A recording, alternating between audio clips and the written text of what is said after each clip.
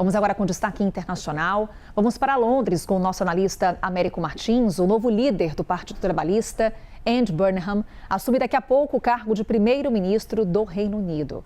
Américo está com a gente já conectado, lembrando os últimos acontecimentos por lá. Keir Starmer renunciou no mês passado, após menos de 2 anos como premier.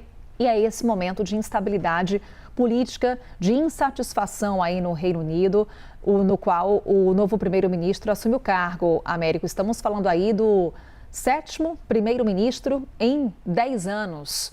O que a gente já pode apontar de desafios para Andy Burnham e também qual que é o rito previsto para hoje, porque há aí uma série de rituais que vamos acompanhar ao longo dessa segunda-feira. Bom dia, bem-vindo, Américo.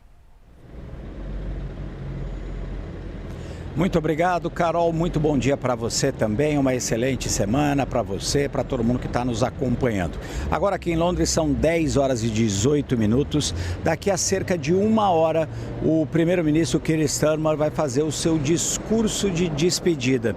Ele deve falar por cerca de 10 minutos e depois ele vai ao Palácio de Buckingham entregar o cargo ao rei Charles III. Quando o Keir Starmer deixar o Palácio de Buckingham, chega imediatamente na sequência o Andy Burnham, até para, simbolicamente, o governo não ficar muito tempo sem o seu primeiro-ministro. Andy Burnham vai ter uma reunião com o rei e o rei Charles III faz formalmente um pedido para que ele seja o seu primeiro-ministro. A partir daquele momento, Andy Burnham, ex-prefeito de Manchester, já assume diretamente o principal posto político aqui no Reino Unido.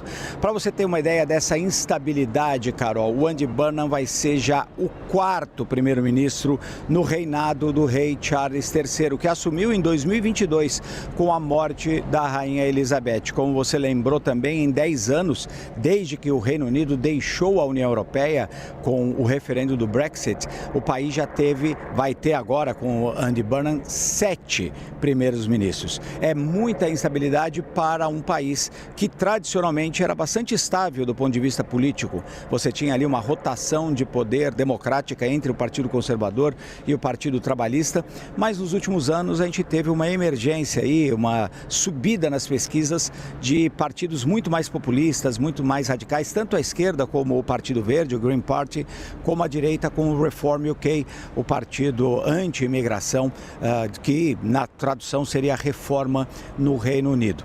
Depois desse pedido do rei Charles III para que o Andy Burnham assuma o posto de primeiro-ministro, ele vai até Downing Street, aonde fica o seu gabinete, o seu posto de trabalho, e vai fazer o seu primeiro discurso, antes inclusive de passar aqui no Parlamento, no Palácio de Westminster, o poder político real no Reino Unido. Nesse discurso, o Andy Burnham vai começar a desenhar quais são as suas prioridades.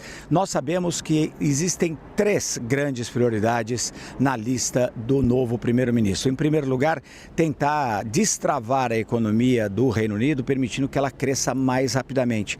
Desde o Brexit e até um pouco antes, o Reino Unido vem com uma economia bastante estagnada, sem muita produtividade, sem muito crescimento. Ele quer mudar isso, vai provavelmente, inclusive, mudar taxas de impostos, inclusive para os negócios e para os contribuintes. A segunda grande prioridade é justamente tentar combater o custo de vida. Desde a pandemia e depois com a guerra na Ucrânia, guerra no Irã, que tiveram um impacto muito grande na questão da energia, eletricidade e gás, por exemplo, o britânico médio se sente muito prejudicado do ponto de vista da economia. Os preços sobem, os preços pararam em patamares muito altos, os salários não acompanharam, existe um grande desemprego entre a população mais jovem, então existe um descontentamento enorme da população com o governo. O Andy Burnham vai tentar fazer com que o custo de vida seja contido de alguma forma e as pessoas sintam que elas têm mais oportunidade de se desenvolver. E o terceiro ponto também crucial é uma reforma e melhoria no sistema de segurança social e no sistema de saúde. O NHS, o National Health System, que é o sistema público de saúde aqui, inspirou muitos outros, inclusive o nosso SUS no Brasil, já foi muito bem sucedido, já foi uma das glórias do Reino Unido, mas atualmente enfrenta filas enormes, não consegue dar conta de atender com o padrão que deveria ser feito todos os britânicos. Então ele vai também ter que fazer uma mexida e já prometeu fazer isso no sistema de saúde, no sistema de ajuda social. Então, 3 grandes e claras prioridades. Se ele for bem sucedido, Carol, é possível que o Partido Trabalhista consiga conter o crescimento desses partidos populistas. Se ele não for bem sucedido nas próximas eleições em 2029, certamente nós vamos ter um crescimento muito grande dos populistas radicais, tanto à esquerda como à direita. Esse é o ponto. Pouco tempo que ele terá diante do prazo aí para as eleições gerais em 2029. Américo Martins vai acompanhar tudo de perto, trazendo informações para a gente aqui. Ao fundo a gente observaria a imagem do parlamento, mas há pouco, Américo, também tínhamos o registro, uma imagem aérea do Palácio de Buckingham, para onde daqui a pouquinho o Keir Starmer vai se direcionar. Ele que vai fazer uma declaração, como o Américo destacava, que deve durar cerca de 10 minutos antes de deixar o cargo de primeiro-ministro. Na sequência, ele vai para o Palácio de Buckingham para se encontrar com o rei Charles III e, assim, oficializar a sua renúncia ao cargo. E depois a gente, claro, vai acompanhar o rito envolvendo o Andy Burnham, ele que será o novo primeiro-ministro do Reino Unido, o 7º primeiro-ministro no Reino Unido em 10 anos, desde que o Reino Unido deixou a União Europeia, o Brexit, como a gente destacava na nossa conversa com o Américo Martins. Agora a imagem do parlamento, mas daqui a pouquinho já traz no registro de Downing Street, onde será feito o discurso de Keir Starmer antes de deixar oficialmente o cargo. Já uma grande movimentação por lá. Nas próximas horas teremos ali essa troca de comando, então com a palavra de Keir Starmer, com o seu discurso e posteriormente Andy Burnham também vai discursar, assumindo o cargo com esse baita desafio que o Américo descrevia aqui pra gente. Estamos aí já conectados, a imagem ao vivo para você. Daqui a pouquinho, então, teremos a declaração do primeiro-ministro Keir Starmer, ele que ainda está no cargo, mas hoje oficialmente vai deixar a função e teremos a entrega, sua renúncia oficial ao rei Charles III, aí no Palácio de Buckingham, para que então Andy Burnham assuma o cargo. É a cobertura que a gente te traz aqui na CNN Brasil com o nosso analista Américo Martins, lá em Londres. Agora, às 6h24, vamos falar sobre a guerra no Oriente Médio. O presidente dos Estados Unidos, Donald Trump, disse que o Irã foi atingido com muita força na nova onda de ataques contra o país. Washington confirmou que um 3º militar foi morto por um drone iraniano no norte do Iraque. As forças americanas afirmaram ter atingido vários alvos militares. Explosões foram relatadas em todo o Irã durante a madrugada, incluindo na costa do Golfo de Omã e do Golfo Pérsico.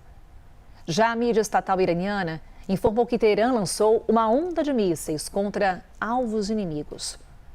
O exército do Kuwait disse que as defesas aéreas respondem a ameaças hostis de drones. Sirenes também foram acionadas no Bahrein. Apesar da troca de ataques, o secretário de Estado americano, Marco Rubio, disse que os Estados Unidos estão abertos à diplomacia com o Teherã. Também falamos sobre a guerra no leste europeu. A Ucrânia atacou a região de Moscou com 400 drones durante a noite. Pelo menos 10 pessoas ficaram feridas, incluindo 3 chineses. Os disparos também causaram um incêndio num parque industrial e atingiram um prédio residencial. O presidente ucraniano, Volodymyr Zelensky, disse que Kiev atacou instalações logísticas e um depósito de petróleo na região central da Rússia. A maior parte dos drones foi abatida por sistemas de defesa aérea de longo alcance. Na Ucrânia, subiu para 10 o número de mortos devido a um ataque russo a uma embarcação perto da cidade portuária de Odessa. Apenas no mês de julho, 28 pessoas morreram na região. Segundo autoridades, a área sofre ataques diários.